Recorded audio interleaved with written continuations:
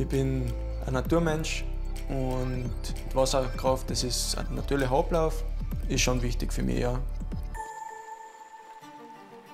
Also, ich bin der Ostermann René, komme aus Irschen, das ist da über den Berg drüber, und bin Elektriker als Beruf. In der Sparte heißt es Kraftwerkstechniker und bin bei der Alpen-Adria Energie.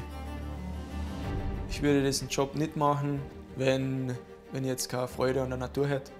Wenn ich mehr so der Büromensch wäre, dann würde es nicht angehen, weil es ist auch anstrengend draußen. Ich bin Netzbetreiber in Kärnten gelernt. Diesen Job kann ich nicht kriegen, weil ich da eigentlich immer in der Natur bin und genau das mache, was mir taugt. Wir haben ca. 10 Wasserkraftwerke und damit betreuen wir ca. 900 Haushalte und liefern denen den sauberen Strom.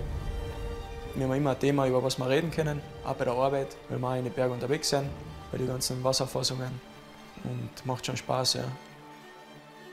Wir haben eben die 3 Stauseen, und wenn da jetzt ein Holz vor der Stauklappe ist oder vor dem Feinrechen, die müssen wir natürlich dann rausfischen. Wir müssen schauen, dass die ganzen Kabelkästen, die Verteilerkästen in Ordnung sind, weil wir viel mit Nagetieren Probleme haben. Es ist also tagtäglich immer was zu tun. Ja. Also für mich ist das einfach mit Wasserkraft.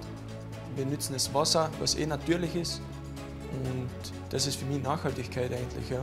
Dass wir mit dem, was wir haben, schon auf der Welt ist, Strom erzeugen können.